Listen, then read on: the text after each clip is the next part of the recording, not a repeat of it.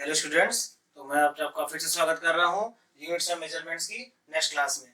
देखिए बेटा, पिछली क्लास में आपने क्या क्या सीखा था आपको मालूम है। डेफिनेशन ऑफ यूनिट्स, जिसमें सारा आपने देख लिया।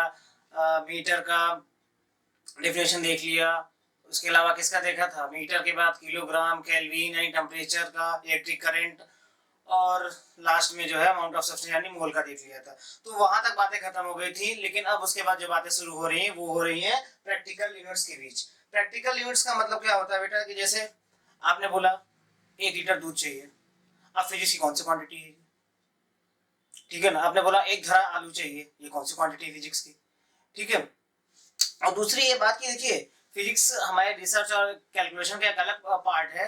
बट अगर हम बात करते हैं कि भाई कि यहाँ से सन से हमारा अर्थ कितना दूर है, हम बोलेंगे 100 मैनीमीटर। या मैंने चलो ये तो बोल दिया कि सन से हमारा अर्थ इतना दूर है, बट ये बोले कि सैटर्न कितना दूर है, मार्स कितना दूर है, तो ये बड़ी दिक्कत की बात हो जाएगी कि हम इसे आप बताएंगे तो आपको समझ नहीं पाएंगे कि वो सन से कितना दूर है या कितना। मैंने बोला ना कंपेयर, ठीक है ना। तो हमें कुछ चीजों पे भी समझना पड़ेगा कि प्रैक्टिकल यूनिट्स को कैसे यूज करना है और उसको कैसे अपने मेजरमेंट में ले आना है।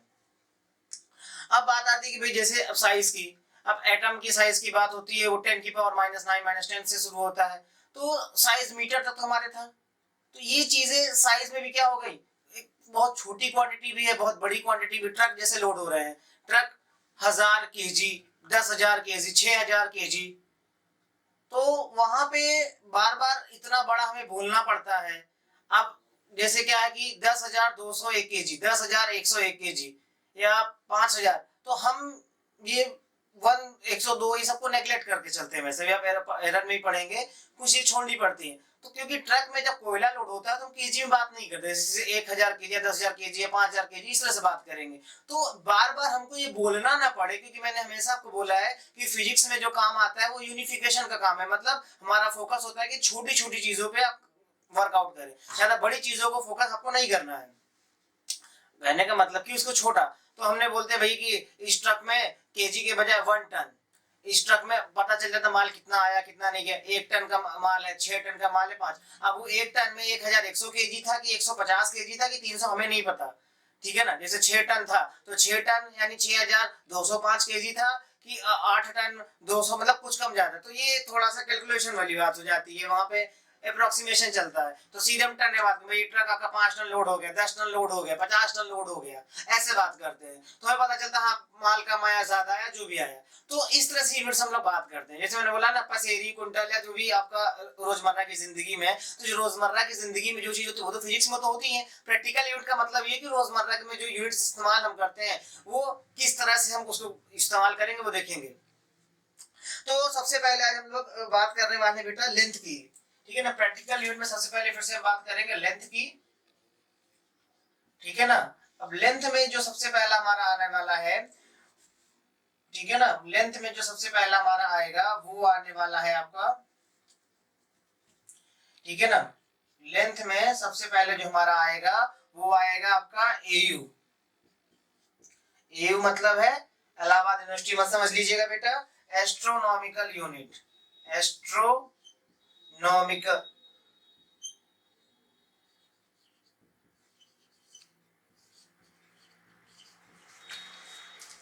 ठीक है बेटा। स्पेलिंग कुछ गलत लिखी है क्या, तो देख लीजिए भाई स्पेलिंग में क्या है। स्पेलिंग तो शायद मैंने सही लिखी है, एस्ट्रोनॉमिकल यूनिट, ठीक है बेटा, जिसको आप कहते हैं एयू। ठीक, अब इस चीज को समझिएगा, कैपिटल यू है बेटा, ठीक है। तो अब क्या होता है, देखिए हमारा अर्थ और सन के बीच का डिस्टेंस हम उसको कैलकुलेट करें। कौन सा डिस्टेंस लेंगे, जैसे हमारा ये पूरा सिस्टम है, हमारा यहाँ पे सन है और यहाँ पे हमारा ये अर्थ है। कभी यहाँ पे रहता है, कभी यहाँ पे रहता है, और डिफरेंट डिफरेंट डिस्टेंस को कवर कर रहा है। डिफरेंट डिफरेंट मतलब यहाँ देखिए कम है, यहाँ ज्यादा है। तो ये सब डिस्टेंस को कैलकुलेट करके हम लोग जो कैलकुलेट करेंगे वो बोलेंगे एवरेज डिस्टेंस। और एवरेज डिस्टेंस कैलकुलेट करने के बाद उस डिस्टेंस को हम लोग बोला करेंगे 1 एस्ट्रोनॉमिकल यूनिट। जो पूरे एक वर्ष में हमारा सन और अर्थ के बीच का जो डिस्टेंस है, जो ट्रेवल किया जाता है, उसी एवरेज डिस्टेंस को आप क्या बोलने वाले हैं बेटा, क्या बोलने वाले हैं, एस्ट्रोनॉमिकल यूनिट बोलने वाले हैं, ठीक है बेटा। तो एक चीज समझ में आ गया कि भाई कि जो एस्ट्रोनॉमिकल यूनिट होती है वो एवरेज डिस्टेंस होती है किसकी, अर्थ और सन की। तो मैंने बोला कि भाई ये जो हमारा सैटर्न है हमसे 2 AU दूर है, ठीक है। मैंने बोला मरकरी हाफ AU या जो भी है तो आपको समझ आता है कि अर्थ और सन से कम है या ज्यादा है, ठीक है ना। मंगल ग्रह इतना AU, तो हम प्लैनेट्स का डिस्टेंस अब किससे बताने लगे, AU में बताने लगे, 1 AU 2 AU 5 AU इस तरह से। तो फटाफट जो है मैं इसको लिखवा देता हूँ फिर से, आप इसको फटाफट लिख लीजिए कि 1 AU कितना होता है, ठीक है। पहले डेफिनेशन लिख लेंगे, फिर इसका न्यूमेरिकल वैल्यू लिखेंगे, फिर आप इसका फिगर बना लें, ठीक है। तो इसको लिख लीजिए जल्दी से। It is defined as the average distance बोलेंगे, मीन डिस्टेंस बोलेंगे, as the mean distance of the earth from the sun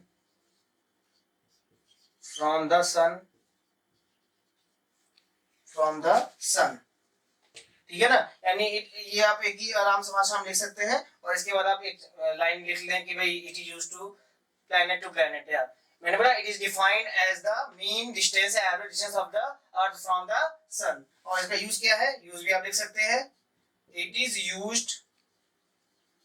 used in astronomy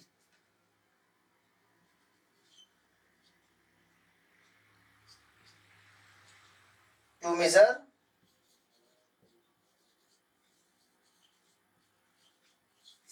measure distance of planets,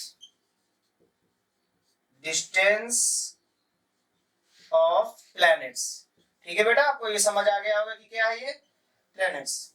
और 1 AU इज इक्वल टू आपको पता चल गया कितना होता है, तो मैं आपको बता दूं कितना होता है। ये होता है 1.496 इंटू 10 की पावर आपका होता है 11 मीटर, ठीक है ना। ये नंबर आप याद रख सकते हैं, ठीक है। या इसको लगभग आप ये भी बोल सकते हैं 1.5 इंटू 10 की पावर 11 मीटर, ठीक है ना, अप्रोक्सीमेशन में अगर आप बोलना चाहें। तो ये बात आपको समझ में आ गई कि जो 1 एस्ट्रोनॉमिकल यूनिट होता है वो क्या होता है, average distance between earth and sun is known as astronomical unit. ये बहुत आसान है, बिल्कुल मजाकी तो था, बिल्कुल मैंने कहा ना बिल्कुल आसान है, बिल्कुल आप इसको एक बार में ही समझ जाएंगे और इसमें कोई बड़ी बात नहीं। और वैल्यू तो याद हो गई भी, अब 11th में आ गया तो 10 की पावर 11 मीटर, इसीलिए मैं सीक्वेंस से बढ़ा रहा हूं, ठीक है ना। तो अब आपको जैसे याद होगा तो तुरंत आप बोलोगे 1.5, अगर 496 नहीं बोल पाए तो कोई बात नहीं, 1.5 10 की पावर 11 मीटर, सर ने बोला था 11 था तो 11 10 की पावर 11 मीटर, ठीक है। अब आगे बढ़ते हैं बेटा, ये बात समझ आ गई। तो पहला लेंथ में हमने देखा एस्ट्रोनॉमिकल यूनिट। अब दूसरी जो बात आती है, अब हम नापना चाहते हैं स्टार्स को। स्टार्स का मतलब हमको जो दिखाई देता है, स्टार होता है चमकने वाला। स्टार कैसे देखते हैं, स्टार बल्कि हमें जो है अपने गली मतलब कह सकते हैं हमें अपनी आंखों से प्लैनेट्स नहीं दिखाई दे रहे हैं अर्थ में, बिना टेलीस्कोप बिना किसी चीज के, लेकिन बिना किसी चीज के जो दिखाई देता है वो है स्टार। तो स्टार क्या है, क्या कितना दूर है हमारे से, तो हमने पता लगाने की कोशिश की, या हमसे ये है कि भाई हमारा जो फिजिक्स साइंटिस्ट है जो इस पर रिसर्च करते हैं कैसे पता लगा कितना दूर है।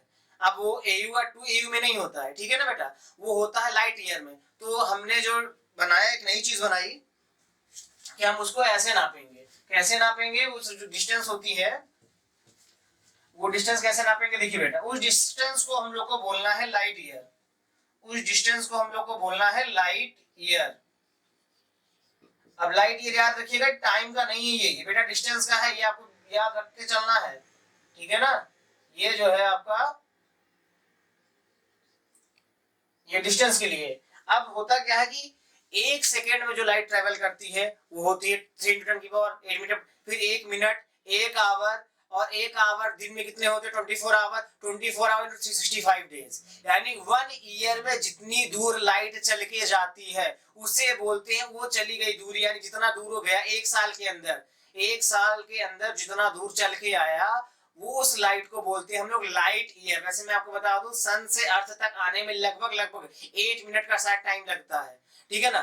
तो हमारे यहाँ जो है जो हमको स्टार्स दिखते हैं हम बोलते हैं भैया वो हमसे 2 लाइट ईयर दूर है, फला स्टार जो 17 लाइट ईयर दूर है, वो दूसरा स्टार 5 लाइट ईयर दूर है, 17 लाइट ईयर दूर है। इसका मतलब है कि वो 17 साल में एक बार उसकी लाइट अर्थ पे आ रही है, 17 ईयर्स बाद। या दूसरी चीज हम जो कह सकते हैं कि भाई कोई बोला 243 ईयर तो 243 है, तो जितना ज्यादा लाइट ईयर के पीछे नंबर लिखा रहता है वो नंबर होता है कि उतने साल में वो लाइट हमारे अर्थ तक, हमारी आंखों तक पहुंचती है। ठीक है ना, तो ये भी बहुत बड़ा डिस्टेंस है। वो डिस्टेंस कौन सा? Light travel in the term of पूरा होल ईयर। जो लाइट है वो ट्रेवल करती पूरे होल ईयर तक, उसी लाइट को क्या बोलते हैं? लाइट ईयर बोलते हैं। इसको लैंग्वेज में भी लिख लेते हैं और नंबर में भी लिख लेते हैं बेटा। ठीक है ना, वैसे मैं आपको सिंपली जो लैंग्वेज बोला वो भी लिख सकते हो, बट एक बुकिश लैंग्वेज लिखना हो तो बुकिश लैंग्वेज भी लिख लीजिए। ठीक है, दोनों आपके मतलब की बात है, दोनों मैं आपको समझा दिया है। जैसे मानो आप वैसे लिख सकते हैं। हिंदी में लिखना चाहते हैं हिंदी में लिख लें, क्योंकि नोट्स तो आपका है, कोई चेक करने वाला नहीं है। ठीक है ना, तो इसको फटाक से लिख देते हैं। It is distance traveled by light. It is distance traveled by light. Traveled by light. Light in vacuum.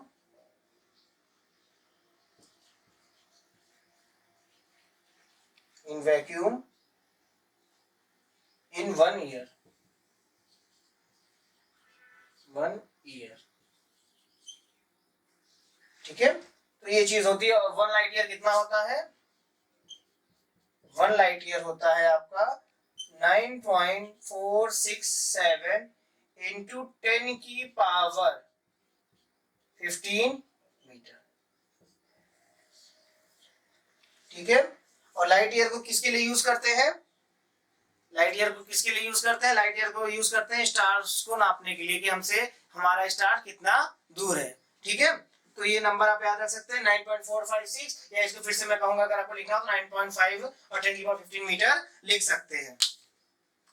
अब एक चीज आती है जो बेटा एक अगली यूनिट है हमारे पास, पार्सेक। और ये जो मैं यूनिट्स आपको बता रहा हूँ ये समझ के चलिए, अगर स्कूल का एग्जाम होता है तो ये तीनों में से कोई एक यूनिट जरूर पूछते हैं स्कूल में, और 1 नंबर का क्वेश्चन रहता है, 1 या 2 नंबर के बीच में आता है, जैसा वो टीचर चाहे 1 से 1 नंबर में देते हैं।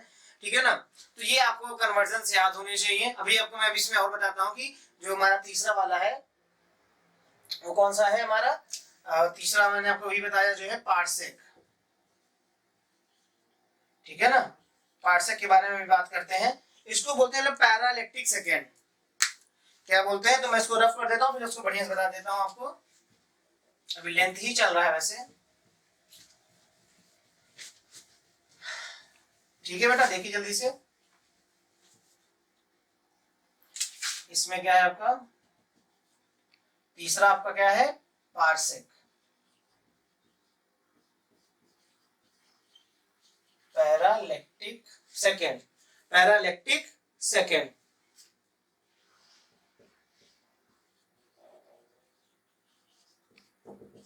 अब देखिए पैरालैक्टिक सेकेंड क्या होता है।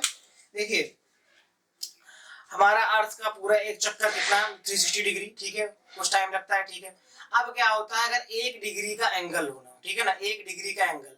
अब 1 डिग्री का एंगल कितना होता है भाई? ये है आपका 1 डिग्री का एंगल मान लीजिए। अब क्या होता है भाई, मतलब क्या होता है कि 360 डिग्री एंगल बनता है। अब उसको 360 से डिवाइड करो। ठीक है ना, पूरा चक्कर अगर अर्थ लगा रहा है 360 डिग्री, उसको अगर 360 डिवाइड करो तो बनेगा जो एंगल आएगा वो 1 डिग्री आएगा। अब उस 1 डिग्री एंगल को, ठीक है ना, तो हम लोग बात करेंगे 1 डिग्री में आता है आपका 60 मिनट। 1 डिग्री इक्वल टू आप लिख सकते हैं जो है 60 मिनट। 1 मिनट इक्वल टू होता है 60 सेकेंड। ये आपको समझ के चलना पड़ेगा बेटा। ठीक है ना, यानी 1 डिग्री एंगल से अगर आप ये 1 डिग्री ले रहे हो, आप इसके 60 पीछे गए तो आपको क्या मिलने वाला है? 1 मिनट एंगल। ठीक है ना, अब इसके 60 पीछे अगर आप जाओगे, ठीक है ना, इसके 60 पीछे जाओगे तो क्या मिलेगा? 1 सेकेंड एंगल। और ये बहुत छोटा एंगल होता है बेटा, मतलब मैंने तो बना दिया ये ऐसे, लेकिन ये जो होता है अप्रोक्सीमेटली आपको क्या लगता है कि ये दोनों लाइन आपस में क्या लगभग लगभग पैरेलल है। यानी मैं आपको अगर ऐसे ही दिखा रहा हूं तो इसमें जो एंगल बन रहा है वो 1 सेकेंड एंगल हो सकता है, और ये दूरी ये दूरी आपको पता करनी रहती है। फार्मूला आप पढ़ चुके हैं, मैथ्स पढ़े हैं, और मैथ्स नहीं पढ़े तो फिर मैथ्स का आप लेक्चर देख लीजिएगा, ट्रिग्नोमेट्री फंक्शन में है। ये आपका जो है ये चीज, और ये एंगल आप मान लीजिए डेल्टा थीटा जो भी मानना है, और इस डिस्टेंस को हम लोग लेंगे ए। देखिए ये हमारा सन है, वैसे सेंटर पे होता नहीं, मैंने बताया आपको। हम एयू लेंगे, एक एयू, ये आधा साल का, फिर आधा, यानी 2 एयू हो जाता है डिस्टेंस, और ये हो गया आपका आर। तो arc upon radius, arc upon radius, हमें एंगल पता है और ये पता है, तो क्या हम ये नहीं पता कर सकते? बिल्कुल पता कर सकते हैं, तभी तो लिखेंगे भी वैल्यू, ठीक है ना। तो ये आपको समझ चलना कि 1 degree equal to 60 minute, 1 minute equal to 60 second. तो ये जो 1 सेकंड का जब हम मेजरमेंट करते हैं तो उसमें भी सेकंड और मिनट में ही काउंटेशन टाइम को काउंट करते हैं। तो होता क्या है कि भाई देखिए कि अब ये चीजें हमको समझ में आ रही हैं कि ये जो चीज है, क्योंकि देखिए जितना छोटा एंगल आपको लेना, क्योंकि देखिए यहाँ पे था, अब जितना पीछे जाएंगे उतना ये लाइन क्या होगी, पास होती चली जाएगी। आप अपने घर में ड्रॉ करके देखिएगा, बगल में बनाएंगे एंगल अलग आएगा, बड़ा आएगा, और दूर जाएंगे और दूर जाएंगे, और कितना दूर जाना है, तब तक दूर जाना है जब तक एंगल कितना ना मिल जाए, 1 सेकंड ना मिल जाए। और ये आर कितना रखना है, 1 AU, अर्थ और सन के बीच का डिस्टेंस, ठीक है। इसी को कैलकुलेट करते हुए हम इसकी वैल्यू लिख लेते हैं, और इसकी वैल्यू कैसे आई वो भी लिख लेते हैं, ठीक है। तो पहले तो इसको जो है अंग्रेजी लिख लीजिए इसकी, और ये बनाना हो तो शायद इसको बना लीजिए, फिर मैं आपको उसको बता देता हूँ। 1 डिग्री 1 मिनट सेकंड आपने तो लिख ही लिया होगा बेटा, फिर आगे देखते हैं जल्दी से। तो फटाक से लिख लीजिए बेटा जल्दी से। देखिए 1 parsec is the radius of circle, चलिए हम लिख देते हैं यहीं पे, 1 parsec is the radius of circle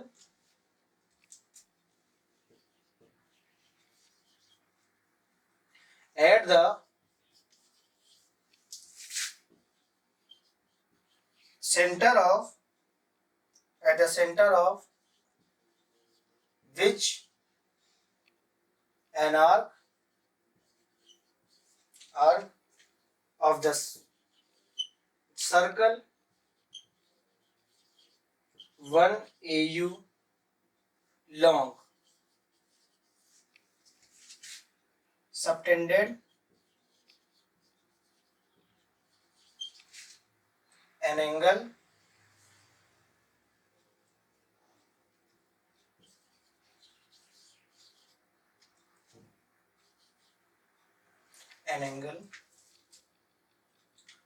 of 1 second, 1 second। और 1 पार्सेक इक्वल टू क्या होता है, लिख लो बेटा, 1 पार्सेक इज इक्वल टू होता है 3.084 इंटू 10 की पावर 16 मीटर, या इसको आप फिर से मैंने बोला लगभग आप बोलो 3.1 10 की पावर 16 मीटर, ठीक है। ये बात समझ आ गई बेटा। तो आपने देख लिया कि देखिए तीनों में सबसे बड़ा कौन है, तो सबसे बड़ा ये है, फिर उससे बड़ा कौन है, इससे बड़ा तो है ही नहीं, यानी सबसे इंक्रीजिंग ऑर्डर में लिखना हो तो कि भाई पहले जो है मतलब छोटे से बड़े क्रम में अगर आप लिखते हैं तो पहले क्या लिखना है आपको, एस्ट्रोनॉमिकल से लाइट ईयर, फिर ये सबसे बड़ी यूनिट आपके पास अवेलेबल है, ठीक है बेटा। तो अब आगे बढ़ते हैं इसमें जो है, ठीक है। तो पार्सेक है, ये है, तो आप इसको बना सकते हैं। तो रिलेशन आपको याद रखना है कि कौन छोटा है, कौन बड़ा है, कौन क्या है, ठीक है बेटा। तो अब इसमें हम आगे बढ़ते हैं, फटाक से देखिए, ठीक है। अब देखिए, तो अब प्रैक्टिकल यूनिट्स तो हम लोग चल ही रहे हैं, अब लेंथ के बारे में हो गया, अब हम चलने वाले हैं क्या इसमें, देखिए मास के लिए भी चलेंगे अभी हम लोग, उसके पहले कुछ चीजें हम समझ लेते हैं बेटा, ठीक है। हाँ देखिए, इंडिया में ब्रिटिशों ने राज किया, इसमें तो कोई दो राय है नहीं। तो इंडिया में जब ब्रिटिश राज करके गए हैं तो उन्होंने कुछ नियम बनाए। नियम क्या बनाए, मतलब कुछ फंडामेंटल यूनिट्स यूज की उन्होंने। जैसे फंडामेंटल क्या, अपने प्रैक्टिकल यूनिट, जैसे फुट, जैसे आप जो अपने पास जो स्केल रखते हैं वो आधे फुट की आती है, ठीक है ना। अब आप पूछे जाएंगे 15 सेंटीमीटर की क्यों बनाते हैं, 30 सेंटीमीटर क्यों बनाते हैं, तो भाई बनाना 10 का बना दो, ठीक है ना, 20 का बना दो, 15 का क्यों बनाते हैं, क्योंकि आधे फुट की होती है। फिर 1 फुट का क्या होता है 30 सेंटीमीटर। अब जितने भी इंडिया के अंदर सरकारी क्वार्टर हो, सरकारी घर होते हैं, आप चली जाइए जो गवर्नमेंट बनवाती है, इसमें सरकारी पुलिस वाले या ऐसे जो भी रहते हैं, आप उनका देखिएगा कमरा बनता है 10 बाई 10 का, 10 फुट बाई 10 फुट।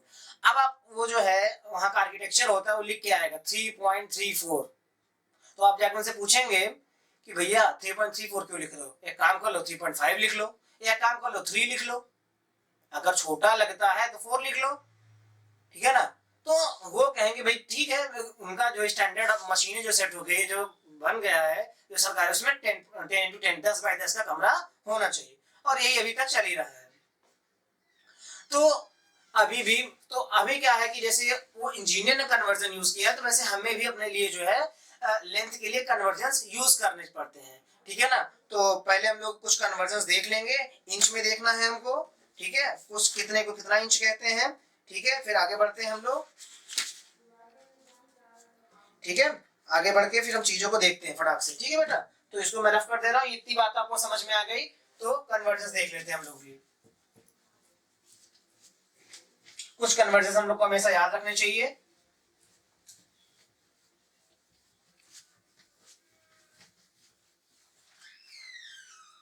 देखिए बेटा, तो सबसे पहले हमारे पास क्या है 1 इंच। 1 इंच, 1 इंच को कहा जाता है 0.0254 मीटर, ठीक है, या आप इसको बोल सकते हो 2.54 सेंटीमीटर, या आप इसको बोल सकते हो 25.4 मिलीमीटर, ठीक है बेटा। आप एक फुट, मैंने आपको बोला ना फुट, फुट का क्या है देख लीजिए, फुट में होता है 30.48 सेंटीमीटर बोलिए, या इसको बोलिए 0.3048 मीटर बोलिए।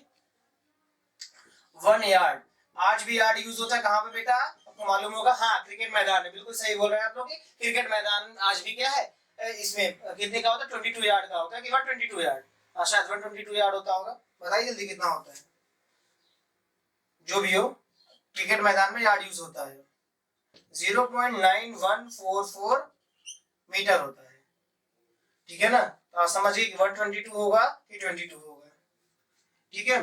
1 माइल क्या होता है, आप हॉलीवुड की फिल्म देखिए, विदेश देखिए, उसमें क्या होता है माइलोमीटर लगा होता है, जैसे इंडिया में किलोमीटर चलता है माइलोमीटर, भाई यहाँ की जो बाइक है वहाँ पे 60 माइल या 90 माइल पर आवर, वैसे नॉर्मल स्पीड 60 माइल है, और वहाँ पे जो है दूरी भी माइल्स में बताते हैं, तो हम लोग क्या करते हैं माइल्स की स्पीड देख लेते हैं, माइल कितना होता है, माइल की कैलकुलेशन 1.609 इंटू 10 की पावर 3 मीटर, ठीक है।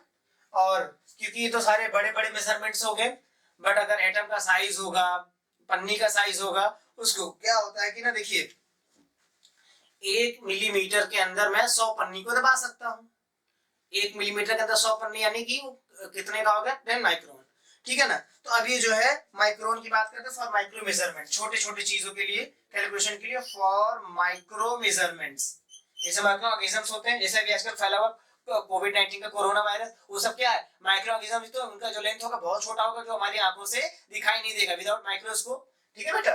तो माइक्रो मेजरमेंट्स,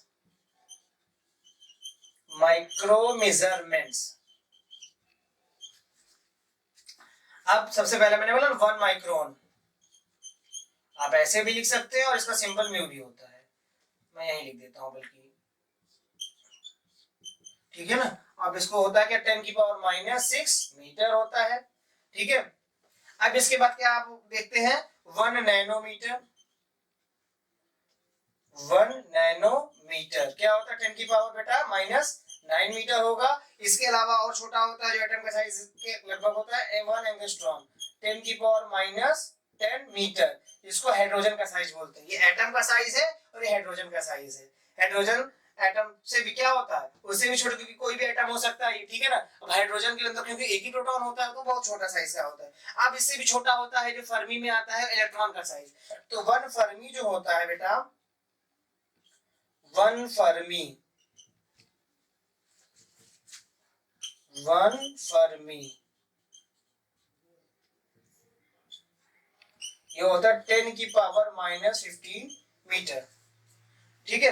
तो ये सारी बातें हैं, ठीक है।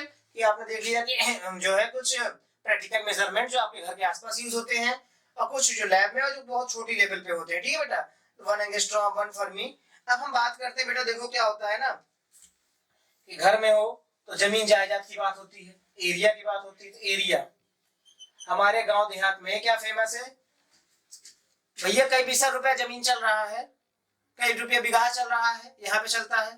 ठीक है, और बाकी कई जगह पे जो है एकड़ में चलता है, बोलते हैं ना ये मेरे पास 10 एकड़ जमीन है, 20 एकड़, तो मीटर स्क्वायर में कितना होता है, और कहीं कहीं हेक्टेयर चलता है। ठीक है, मैट्रिक सिस्टम का हेक्टेयर चलता है, और बाकी नॉर्मल बीघा, भैया कई लाठी जमीन है, इस तरह मतलब पुराने तरीके नापने के हैं। तो एकड़ जिसमें सबसे पुराना है, और एकड़ में हम लोग जानते हैं, तो 1 एकड़ इज इक्वल टू कितना होता है, लिख लीजिए बेटा, 1 एकड़ इज इक्वल टू होता है 4047 मीटर स्क्वायर। ठीक है ना, ये बात आप समझ लीजिए। दूसरा क्या होता है बेटा, 1 हेक्टेयर। 1 हेक्टेयर 1 हेक्टेयर होता है 10,000, एंड सीधे मैं बोल दूं 10 की power 4 metre square. Class 10th में आपने सॉल्व तो किया होगा ना वॉल्यूम सरफेस एरिया, तो उसमें रहा होगा 1 हेक्टेयर। हेक्टेयर क्लास 9th में भी है वॉल्यूम सरफेस एरिया में। तो ये चीजें है, तो ये चीजें आपको बेटा समझ में आ गई कि प्रैक्टिकली कुछ यूनिट जो हमारे मोहल्ले गली में यूज होता है। ठीक है ना, तो बीघा तो आप सभी जानते हैं कि 20 बिस्सा का 1 बीघा, बिस्सा क्या है, ये सब कुछ आप समझ लेंगे। घर में पापा मम्मी से पूछेगा 1 बिस्सा जमीन कितना होता है, या मेरा घर कितना बड़ा है, तो ये सब आपको उनको आइडिया लग जाएगा। या गाँव देहात में है तो आप खेत में जाके देखिए। ठीक है बेटा, तो जहां भी आप इसको ऑब्जर्व कर सकते हैं। बहुत बेसिक में आपको बता रहा हूँ, ऐसा नहीं कि बहुत बड़ी चीजें बता रहा हूँ कि आपको समझ ही नहीं आएगी। बहुत बेसिकली मोहल्ले की बात है, ये तो मुझे भी पता है सर, आप ऐसा बोल सकते हैं। ठीक है, अब वैसे सच में मैंने आपको शुरू में बताया था, फिजिक्स से जब सारी चीजें हम आपको बताएंगे तो आप यही कहेंगे ये सब हमें तो पता है, क्योंकि बस हमको सिंपलीफाई कर रहे हैं। पढ़ किसको रहे, नेचर को ही तो पढ़ रहे हैं, और ऐसी कोई चीज नहीं पढ़ रहे जो आसपास हमें दिखाई नहीं देती, सब हम जानते हैं। स्टार प्लैनेट सब हम ये चीजें सुने हैं, देखे, बचपन से देखते आ रहे हैं, बस उसका एक पैटर्न बना रहे हैं, उस पैटर्न को आप समझ रहे हैं। ठीक है बेटा, तो चलते हैं फिर आगे बढ़ते हैं। तो अब ये बात हो गई आपके मेजरमेंट्स को, कौन सा लेंथ का। अब हम बात करेंगे मास के बारे में। ठीक है बेटा, इसको आपने लिख लिया, मैं रफ कर दूं। ठीक है, रफ कर दे रहा हूं बेटा, बिल्कुल घबराना नहीं है बेटा कि भाई बहुत टफ चैप्टर, कुछ नहीं, मैंने बोला ना आसान चैप्टर, इससे बेसिक आपका कवर हो जाएगा, और बेसिक कवर होने के बाद तुरंत आप जो है फिर वेक्टर या जो भी मोशन बंडी जो भी होगा उसको भी सीखेंगे हम लोग बारी बारी से। कुछ भी छोड़ना नहीं है बेटा, मैं आपको बार बार बोल रहा हूँ। और शायद 1 या 2 लेक्चर के बाद आकर फिर इसके बाद आपका न्यूमेरिकल भी आ जाए, तो न्यूमेरिकल मैं सारे करवाने वाला हूँ। बिल्कुल घबराना नहीं है कि आपको न्यूमेरिकल बच जाएंगे, सब होगा, थोड़ा टाइम लगता है, सब आप सीख जाएंगे। ठीक है ना, ये मत सोचिए कि 11th में आ गए हैं तो आपकी चीजें एकदम टफ से टफ होने वाली, कुछ टफ से टफ नहीं, बस आप रेगुलर देखिए, सीखिए, ना आए तो पूछिए। तो चलिए प्रैक्टिकल में हम बात करने वाले मेजरमेंट ऑफ मास। मेजरमेंट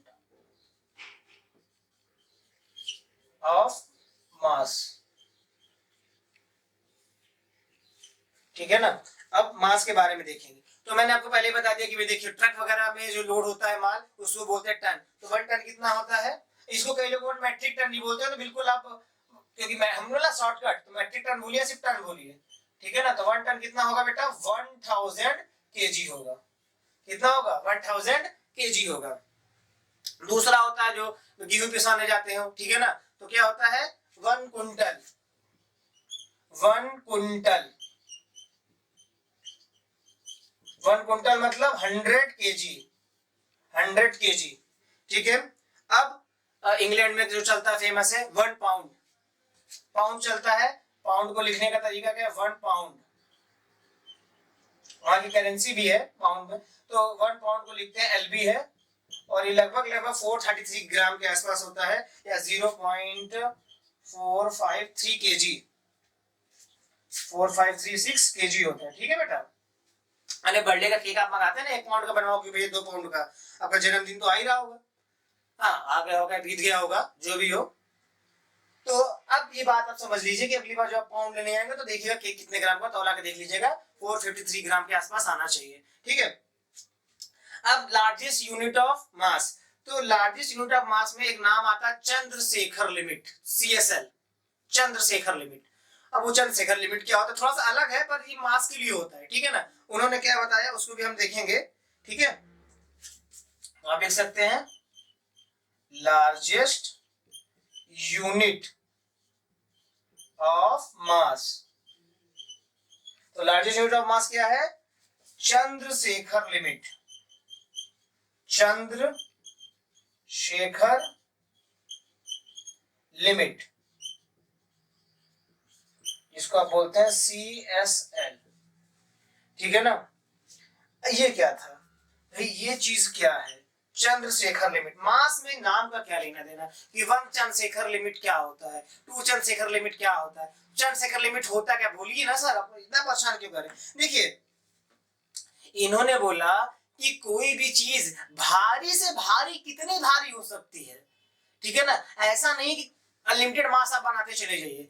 इन्होंने बोला जैसे कि कोई भी मान लीजिए बॉल है, इसका एक पर्टिकुलर वजन है, ठीक है ना। इन्होंने इसकी दो रीजन दी, मैं दोनों रीजन बताता हूँ। देखिए क्या है, बॉल है, ये सारे जो बॉल है जैसे आप लड्डू बनाते हैं कोई भी चीज, वो सारे एक दूसरे से चिपके क्यों, क्योंकि सेंटर वाला इन सब को खींच के रखा है, एकदम पकड़ के रखा है, ठीक है ना। अगर आपने और मास भर दिया इसमें तो और अट्रैक्शन फोर्स बढ़ जाएगा। ये ऊपर से नीचे सेंटर की ओर चला क्यों नहीं जाता, इसलिए नहीं चला जाता क्योंकि वो ठोस है, सॉलिड है, वो खिसक के नीचे नहीं जा रहा है, ठीक है। लेकिन अगर आपने और मास दे दिया तो वो एकदम ऐसे से पकड़ के चूरा हो जाएगा, जैसे आप मोतीचूर का जो लड्डू होता है बेसन का, पकड़ के दबा दीजिए, फोर्स ऑफ अट्रैक्शन, दोनों के मास के बीच इतना अट्रैक्शन बढ़ जाएगा कि वो टूट जाएगा, मास को संभाल ही नहीं पाएगा, ठीक है ना। दूसरी घटना ये होती है कि इतना ज्यादा मास उस पे, जैसे मास था और लाद दिया आपने मास, तो वो आखिरी वाले पार्टिकल पे फोर्स नहीं लगा पाएगा, जिसकी वजह से अगर बगल से कोई पार्टिकल मतलब कोई मास गुजर रहा होगा, उससे अट्रैक्ट होकर उससे निकल के वो चला जाएगा, तो इस स्थिति में भी तो टूटना हुआ। तो इन्होंने जो पता लगाया वो मास कितना था, वो मास था 1.4 टाइम्स मास ऑफ द सन। तो ये इनकी खास बात थी, ठीक है ना, कि बताया कि अधिक से अधिक कोई चीज कितनी भारी हो सकती है, सन से 1/4 टाइम, उससे ज्यादा भारी कोई चीज दुनिया में ही नहीं हो सकती, पूरे ब्रह्मांड में नहीं हो सकती, ऐसा इनका मानना था। अभी तक तो सही है, अगर आगे कोई चीज आता है तो चेंज होगा, क्योंकि मैंने बताया है कि फिजिक्स में कभी भी कुछ भी चेंज कर सकते हो, बस आपके कुछ नियम कानून होने चाहिए, फॉलो करना चाहिए, ठीक है ना। तो कितना होता है, Chandrasekhar limit 1.4 time mass of the sun, mass of the sun, ठीक है ना। ये बात आपको समझ में आई। अब सुनिए, अब एटॉमिक लेवल पे बात करते हैं। एटॉमिक लेवल पे बात करते हैं मतलब छोटे मास। तो वैसे तो आपको पता है कि कार्बन 12 को ही क्या लिया जाता है, 1 AMU नहीं, क्या लिया जाता है, कार्बन का जितना भी मास होगा उसको 12 से डिवाइड कर दें उसके मास को, तो हम लोग बोलते हैं 1 AMU, ठीक है ना। कार्बन 12 का जो भी मास होगा उसको हमको क्या करना है, 12 से डिवाइड करना है, तो क्या बनेगा, 1 AMU बनेगा, ठीक है ना। क्या बनेगा, 1 AMU। तो इसको चाहे तो आप लिख लीजिए, इसको मैं लिखवा भी देता हूं, ठीक है, तो बिल्कुल घबराना नहीं है, ठीक है। तो चलिए फट से इसको लिख लेते हैं, एक लाइन की डेफिनेशन है, मैं इसको रफ कर देता हूँ, रफ करके लिख देता हूँ, एक लाइन की डेफिनेशन तो है, ठीक है। मास का तो ध्यान दीजिए, ये मैं आपको यहीं पे लिख के दिखा देता हूँ, फिर इसको अच्छे से रफ करते हैं। तो इसको भी रफी कर देते हैं, नहीं तो आप कहेंगे पहले इसको फिर उसको लिखना है, ठीक है।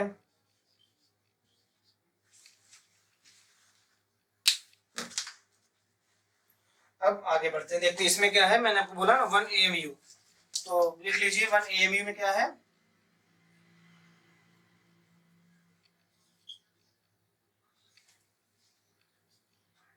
एटॉमिक, ये जरा सा थोड़ा साफ सुथरा ढंग से हो जाए भाई,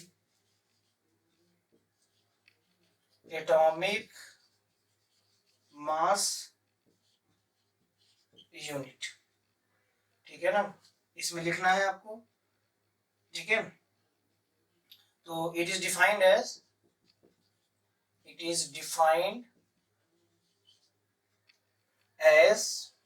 1/12 of the mass of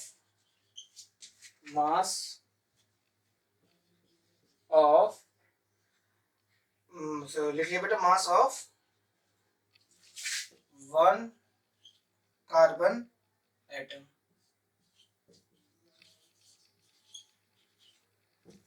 ठीक है। तो आप लिख सकते हैं कि 1 AMU is equal to 1.66 10⁻⁻27 kg, ये आप याद रखिए, ठीक है ना।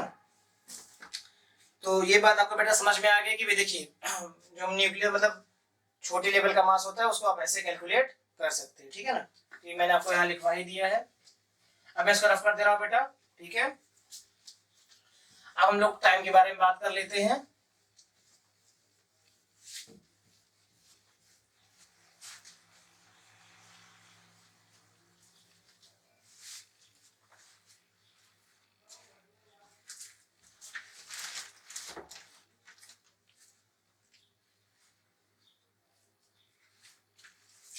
ठीक है, टाइम के बारे में तो कुछ नाम तो आपको पता होने चाहिए टाइम के लिए। देखिए टाइम में सबसे पहले आता है सोलर डे। सोलर डे किसको कहते हैं ये आप बचपन से देखते हैं, पहला आता है टाइम के लिए जो है आपका सोलर डे। डेफिनेशन नहीं लिखा होगा इसका क्योंकि आप समझदार हैं। देखिए सोलर डे का मतलब one sunrise to another sunrise, आज जो सनराइज हुआ और जो कल सनराइज होगा उन दोनों के बीच का इंटरवल को वन डे कहते हैं, उसमें 24 घंटे होते हैं, इसको बोलते हैं सोलर डे।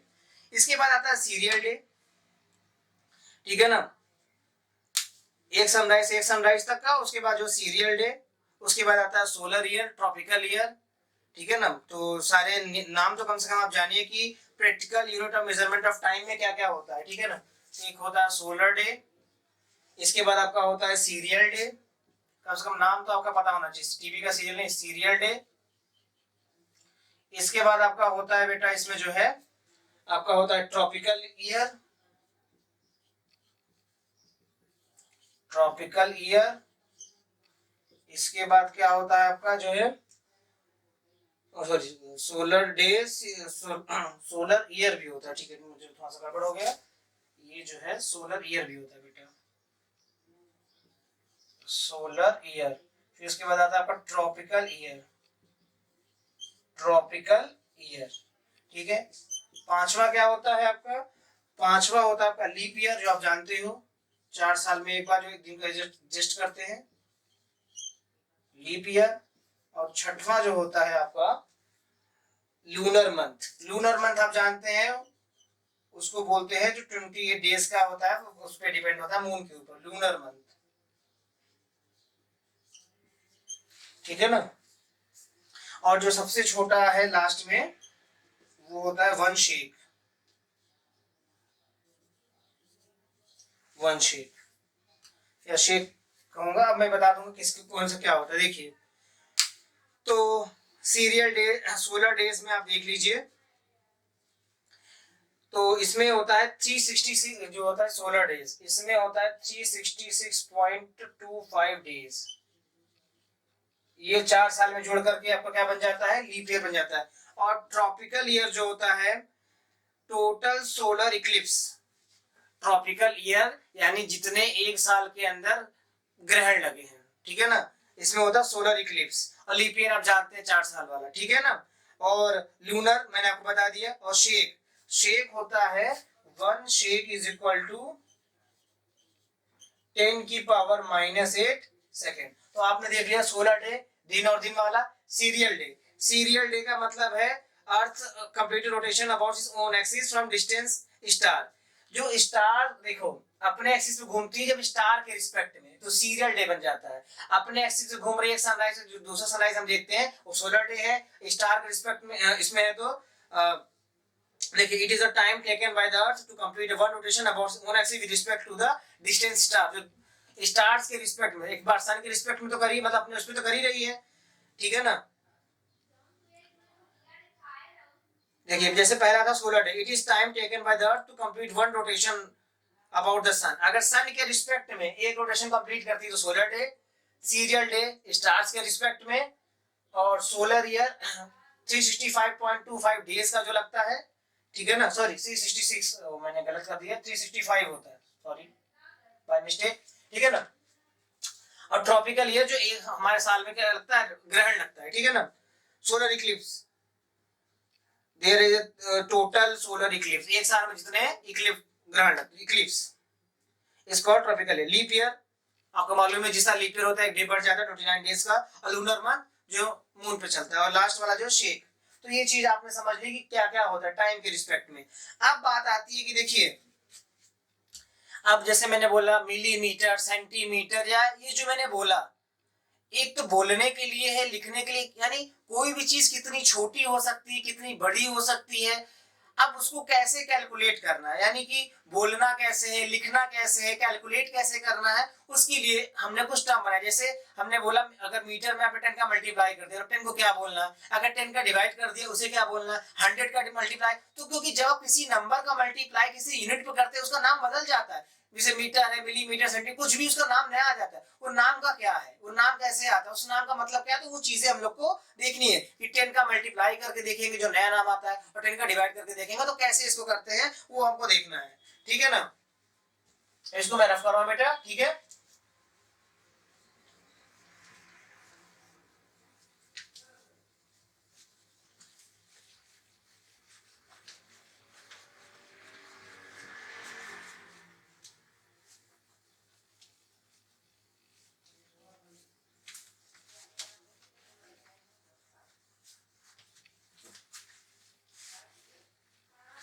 ठीक है, अब देखिए जैसे क्या है, हमने बोला अगर आपने मीटर को डिवाइड किया, ठीक है ना, जैसे मीटर हो, ग्राम हो, या फिर सेकंड हो, सब जगह टाइम में यही सब लगेगा। जैसे लिखा मैंने 10 से डिवाइड किया 10 की पावर -1, लिखना ऐसे है। इसको आपको बोलना है डेसी, ठीक है ना, इसको क्या बोलना है आपको, डेसी, ठीक है ना, कहना डेसी मीटर, ठीक है। इसके बाद आता है 10 की पावर -2, उसको बोलते हैं आप लोग सेंटी, क्या बोलते हैं, सेंटी। इसके बाद होता है 10 की पावर -3, जिसको बोलते हैं मिली, ठीक है ना, मिली। अब इसके बाद आता है जो है आपका 10 की पावर 4 या 5 का मटेरियल को दिखाई नहीं देता, उसके बाद 10 की पावर 6, इसको बोलते हैं माइक्रो। इसके बाद आता है 10 की पावर -9, इसको बोलते हैं नैनो। 10 की पावर -10, जिसको बोलते हैं एंगस्ट्रॉम, एंगस्ट्रॉम, ठीक है। अब उसके बाद आता है 10 की पावर आपका जो है -12, जिसको बोलते हैं पीको। फिर इसके बाद आता है 10 की पावर -15, इसको बोलते हैं फर्मी। ये सब प्रीफिक्स है, ठीक है ना, प्रीफिक्स। अगर मीटर है तो मीटर, डेसीमीटर, सेंटीमीटर बोल सकते हैं, ग्राम है तो ग्राम, ठीक है ना। और लास्ट में जो सबसे छोटा होता है उसको बोलते हैं हम लोग एटो, क्या बोलते हैं, एटो, ठीक है ना। आप इसका सिंबल भी यूज कर सकते हैं, देखिए इसके लिए डी, इसके लिए सी, इसके लिए एम, और इसके लिए ये, इसके लिए एन, इसके लिए ए कैपिटल में, ठीक है, पीको के लिए पी, और इसके लिए एफ, और इसके लिए जो है आपका ए स्मॉल में। तो बोलते हैं हम लोग ये सारी चीजें, लिखते ये सारी चीजें हैं, बट जब कैलकुलेशन होता है बोलते हैं 2 मिलीमीटर।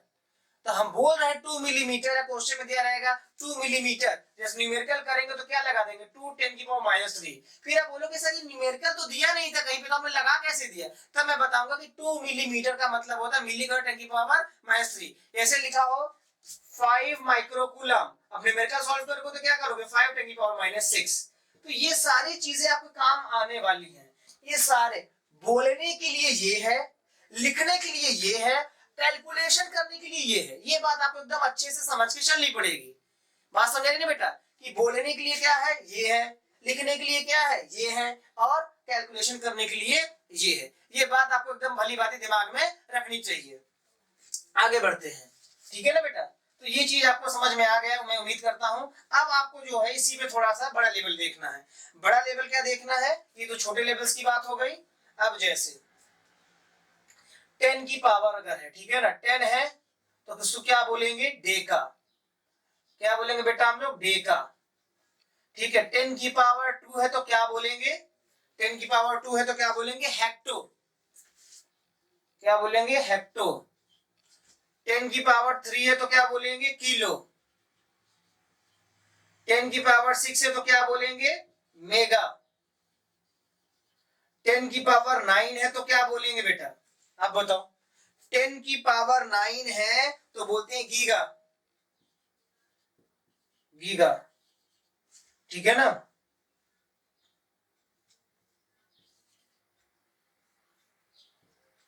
गीगा। अब 10 की पावर जो है 12 है तो बोलेंगे टेरा, और 10 की पावर अगर 15 है तो बोलेंगे एक्सा, ठीक है ना। तो अब वही से मैं बोलूंगा कि भाई देखिए ये आपके प्रीफिक्स है, और सिंबल मैं बता दे रहा हूं आपको, सिंबल इसको आप क्या लिखेंगे, डीए, हेक्टर को क्या लिखते हैं, एच, क्या लिखते हैं, एच ही नहीं लिखते बेटा। और किलोमीटर के लिए आप क्या यूज करते हैं, कैपिटल के, मेगा के लिए कैपिटल एम, गीगा के लिए कैपिटल जी, जीबी जो मेमोरी कार्ड आपकी आजकल है, टेराबाइट के लिए टी, और एक्सा के लिए ई, ठीक है ना। तो ये सारे जो है वो लार्जर के लिए हैं कि डेकामीटर, हेक्टोमीटर, किलोमीटर, ये टन के मल्टीपल्स में है, ठीक है ना। ये बड़े के लिए है, और ये क्या आपके छोटे के लिए माइक्रो मेजरमेंट्स हैं, छोटे छोटे, जितने छोटे छोटे हो सकते हैं और ये बड़े से बड़े, ये सारे आपके पास दोनों के दोनों अवेलेबल हैं। तो अब आप समझ गए कि बोलना कि किस तरह से जाता है, जैसे मैंने बोला मेगाबाइट या मेगा मीटर या जो भी है, जैसे मैंने बोला इस पावर हाउस का जो है इतने मेगावाट का है, तो मेगावाट 650 मेगावाट, तो 650 मेगा के आगे का मेगा हटा के लिखते समय क्या लगा सकते हैं, 10 की पावर 6 अगर न्यूमेरिकल आपको सॉल्व करना है नंबर के टर्म्स में, ठीक है ना। तो ये बात आपको एकदम समझ में आ जानी चाहिए बेटा कि इन सब की न्यूमेरिक वैल्यू क्या होती है, सिंबल्स क्या होते हैं, लिखते कैसे हैं। तो ये बात आपके दिमाग में अगर अच्छे से आ गई है तो हम लोग आगे बढ़ते हैं। तो ये चार्ट आपको याद रखना है, ठीक है ना। बोलने के लिए ये है, लिखने के लिए ये है, और इसके लिए क्या है, कैलकुलेशन। तो चाहो तो लिख दो कैलकुलेशन, और ये स्पीक, और ये राइटिंग, लिखना ऐसे है, ठीक है। यहां तक बात आपको समझ आई। अब फिजिक्स में एक बात और चलते हैं जो सबसे जरूरी है, जो बोलते हैं कन्वेंशन इन राइटिंग, लिखने के नियम, ठीक है ना। लिखने का नियम जो है बहुत ज्यादा जरूरी है, ठीक है। कन्वेंशन इन राइटिंग कि भाई फिजिक्स में क्या रूल हुए हैं, ठीक है। तो इसको मैं रफ कर रहा हूं, ठीक है।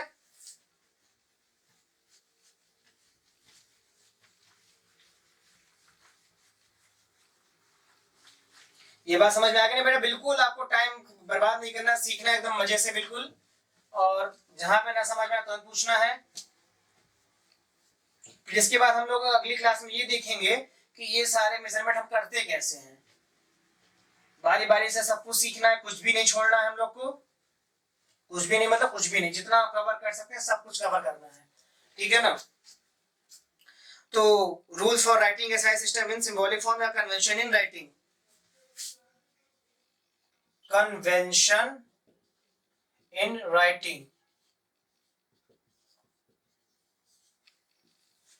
पहला देखिए इसमें क्या है कि देखिए, चाहे वो साइंटिस्ट का ही क्यों ना नाम हो, चाहे वो साइंटिस्ट का ही क्यों ना नाम हो, अगर उनका पूरा नाम लिखेंगे तो स्मॉल लिखेंगे, इसमें कोई भी ग्रामर फॉलो नहीं होगा कि भाई पहला अक्षर बड़ा। हाँ, लेकिन अगर आप इसकी इनकी न्यूमेरिक वैल्यू लिखेंगे तो ऐसे कैपिटल में लिखेंगे 5 न्यूटन, ठीक है ना।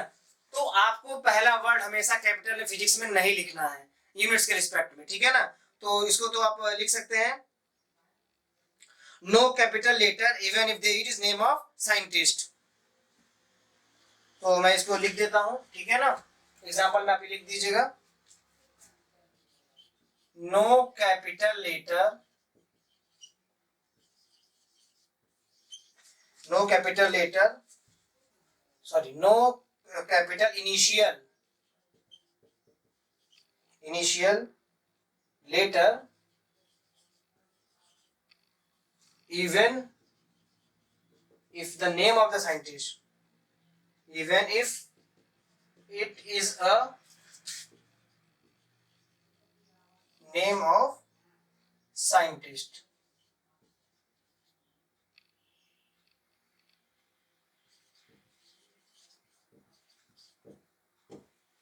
ठीक है ना। एग्जाम्पल आप कोई भी दे सकते हैं, ठीक है, न्यूटन वगैरह जो भी आपको लगे आप दे दीजिए।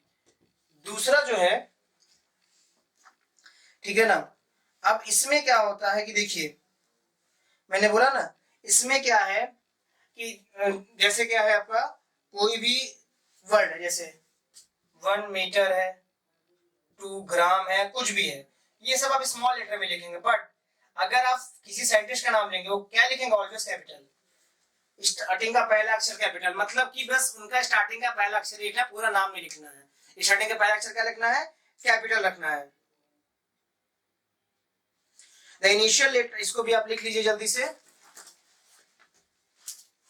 तो दूसरा हम लिखवा देते हैं आपको, एग्जाम्पल आप चाहे तो लिख लीजिएगा।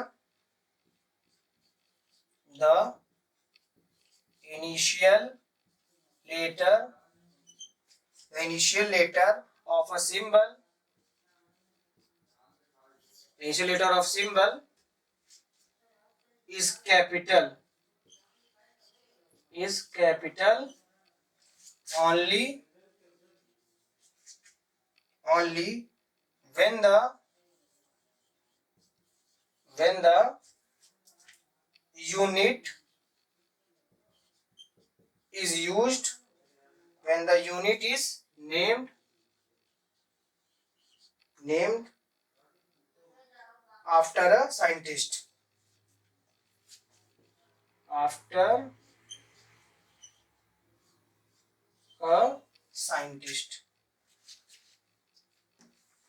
ये सब आप एग्जाम्पल लिख सकना चाहें तो लिख लीजिएगा, आफ्टर अ साइंटिस्ट। ठीक है। उसके अलावा क्या है, देखिए इसमें क्या है, कोई भी यूनिट आपको प्लूरल वर्ड में नहीं लिखना है। जैसे सेकेंड्स या मीटर्स, जैसे हम लिख दिया मीटर्स, तो मीटर्स नहीं, मीटर अलग हो गया, सेकेंड अलग हो गया ये। ठीक है ना। आपका चाहे 1 मीटर हो चाहे 2 मीटर हो, न्यूटन्स नहीं लिख देना आपको, सर 10 न्यूटन, ये न्यूटन सेकेंड हो गया, ये टॉर, ये अलग चीज बन जाएगा। ठीक है ना। तो आपको चीजें समझनी पड़ेगी कि भाई इसमें प्लूरल वर्ड अलाउड नहीं है। ठीक है ना। Unit is never written in plural form. तीसरा क्या है, unit is never written in plural form,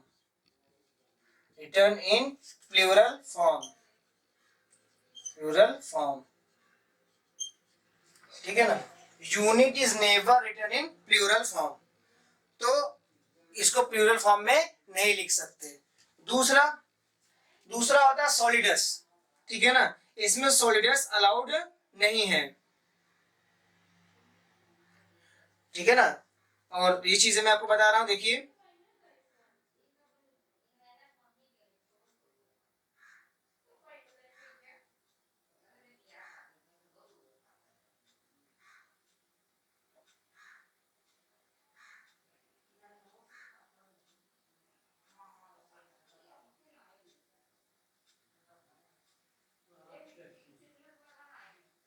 ठीक है बेटा, अब तो ये समझ गए कि यूनिट का जो है never written in plural form. अब चौथा देखिए बेटा, चौथा मैं आपको क्या बता रहा था कि जो है no solidus is used, no solids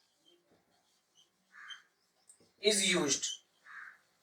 जैसे आपने बोला मीटर पर सेकेंड, मैंने लिख लिया, फिर बोला फिर पर सेकेंड, फिर लिख लिया। अब ये ऐसे कट जाएगा या ऐसे इधर आएगा, इस टोटल प्रॉब्लम है। तो आपको ऐसे नहीं लिखना है, आपको ऐसे लिखना है मीटर पर सेकेंड मतलब पावर 2।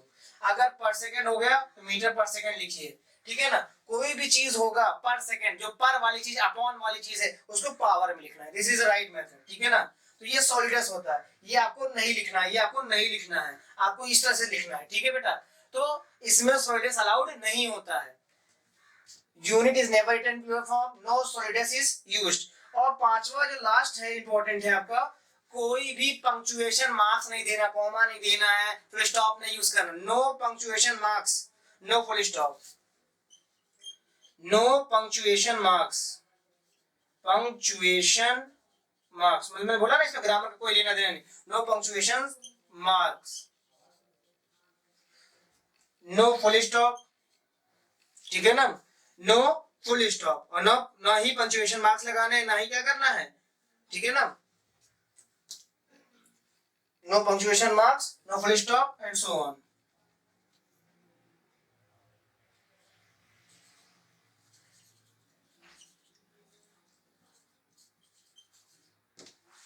ठीक है ना, no punctuation marks, no full stop, oh sorry, no full stops, ठीक है, ना फुल ना हाफ, किसी भी तरह का नो आपका जो है स्टॉप नहीं लगाना है, ठीक है, no punctuation marks, no full stop, किसी भी तरह का इसमें ग्रामेटिकल यूज नहीं करना है, ठीक है ना। तो ये बात आपको समझती चलनी है कि भाई फिजिक्स के लिखने के नियम अलग होते हैं। तो पहले आपने बताया no capital initial letter even it is the name of scientist, scientist का नेम है तो भी, न्यूटन है, एम्पियर है, जो भी एम्पियर का आप नाम लिखेंगे तो AMPER स्मॉल में लिखेंगे, और अगर सिंबल लिखेंगे तो कैपिटल लिखेंगे, वही चीज बने। The initial letter of a symbol is capital only the when the unit is named after a scientist, जब तक साइंटिस्ट का नाम है तभी कैपिटल आप लिख सकते हैं, अदरवाइज नहीं लिख सकते। Unit is never written in plural form, unit को कभी भी प्लूरल फॉर्म में नहीं लिखना है आपको, और सॉलिडेज इसमें अलाउड नहीं, और किसी भी तरह का ग्रामेटिकल साइन आपको यूज नहीं करना, कोई पंक्चुएशन मार्क, कोई क्वेश्चन मार्क, कोई साइन यूज नहीं करना है, ठीक है बेटा। अगर आप ये बातें सीख गए हैं, समझ गए हैं तो बढ़िया है। तो कोशिश करना है कि आपको ये एक बार अच्छे से, एक बार दो बार में आप इसको रिकैप कर लेंगे, और मुझे नहीं लगता कि आपको एक बार लेक्चर देखने में दो बार जरूरत पड़ेगी, एक बार में मुझे लगता आ जाएगा, लेकिन फिर भी अगर आप चाहें तो एक बार दो बार जितनी बार आप देख लें। और अगली क्लास जो होगी कि हम लोग इस पे बात करेंगे कि जो है ये यूनिट्स 1 मीटर 2 मीटर इसको नापते कैसे हैं, ठीक है ना। तो अभी तक देख लिया क्या क्या यूज होता है, डेफिनेशन देख लिया, उसके बाद देख लिया कि भाई प्रैक्टिकल यूनिट्स क्या होते हैं। अब हम बात करेंगे इन यूनिट्स पे काम कैसे करना है, यूनिट्स बने कैसे हैं, ठीक है। उसके बाद फिर डायमेंशन की ओर चलेंगे, डायमेंशन एनालिसिस बहुत ज्यादा मजा आएगा फिर उसमें आपको करके, ठीक है बेटा। तो कंटिन्यू करते रहिए और एकदम मस्त रहिए।